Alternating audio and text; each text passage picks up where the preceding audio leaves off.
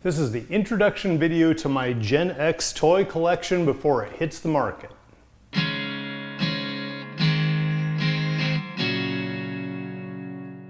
I was born the day after The Exorcist hit theaters for the first time, so that makes me a former Gen X kid, and as you can see, I had most of the usual suspects for toy collection. Over the years, I'd like to think that I've evolved a little bit. I still love my toys, they just carry a much more expensive price tag. For about the price, $2.5 of what some of these figures cost me as a kid, now that's one bullet for the Desert Eagle I just bought. So the childhood toys took up residence for decades in the upstairs storage room at my mom and dad's house back in Iowa. Recently, with the heart condition, the dog and I road tripped up to Iowa to see the folks once more and to gather all these childhood memories. While I was there, I cleaned out anything that was still mine from my childhood home. Mom still had things like the Tyco Chattanooga Choo Choo, which was my toy train that I loved as a kid, but unfortunately, not being as smart as I thought I was, I didn't understand why the train wouldn't make it up the little bridge I built. Saw some goop on the rear wheels, thought maybe that was hurting the connections, scraped them off, and unfortunately that was there for traction, so I kind of ruined it, unfortunately. Mom also had this giant box of assorted Lego kits. I'm talking back to the very first set I had, which was a hospital, and that's before the little heads even had faces on them, so that tells you how old it's been. But all these Legos in a box, I looked at them and I thought, I will never be able to unscramble all these and build all the kits without the instructions. So I left the ruined Choo Choo and the Legos back there, but I took everything that I saw of value, bubble wrapped it very carefully, boxed it up, and shipped it back down to Texas, where I've been carefully organizing, cleaning, wiping off literally 4 decades of dust on some of these things, and organizing and inventorying them. Things like assigning which weapon goes to which figure, which was quite a task, as you can imagine, and now have them here ready to go. What I'll be doing next is going through and filming each of the individual collections. The Star Wars will probably take multiple films, to be honest, because it's pretty big, but filming each one, describing any defects, if there's, say, a missing part or something broken on it, just so that you can see what state the collection is in. As opposed to filming this on a fancy desk or table or anything, I'm filming it just like we all played with these toys as kids, sitting on a floor somewhere. This is actually technically the dining room of the house. There are no parents in this house this time to cuss at me when they step on the toys. So this should be pretty smooth. I just have to make sure the dog doesn't decide to make any new chew toys out of these. After the last video for each collection posts, I will be putting that entire lot on eBay for sale to the highest bidder, unless somebody is pre-negotiated and really wants that collection. All of these items will be sold as collections for that individual group. So you may have a single item like the Godzilla toy, where he's the only one of that set that was made at the time, up to the massive collection of Star Wars that include close to 120 figures, plus a lot of the other big things you can see beside me. If you want just one figure or one item out of any of these, too bad, so sad. I am not gonna spend my time onesie-twosie in this. It's gonna be the whole collection of each group of toys that goes.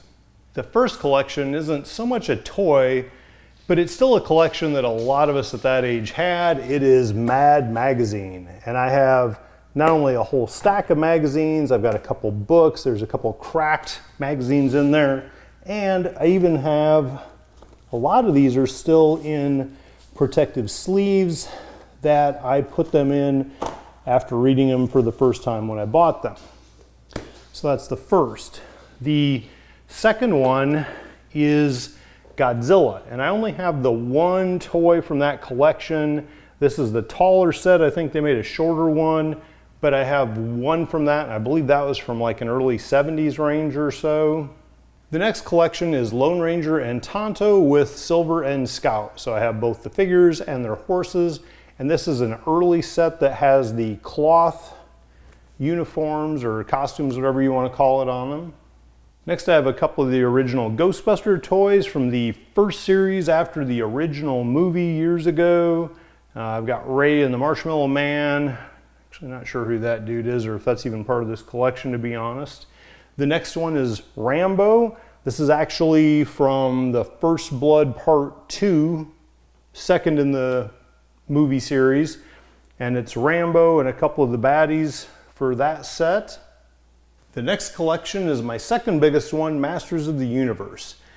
And I realized in going through inventorying these guys that I had sold more than I realized, probably at garage sales as a kid. I kept several of them.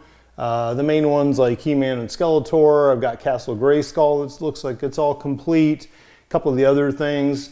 So that'll be the next collection.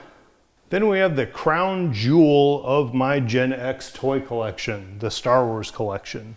All of these are the first series, I guess I'll call it, which means it's from the first 3 movies, episodes 4, 5, and 6.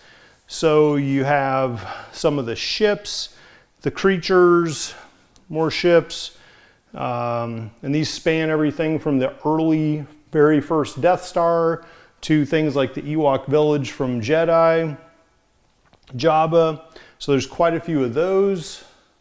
And then you have the figures. I think there's close to 120 here.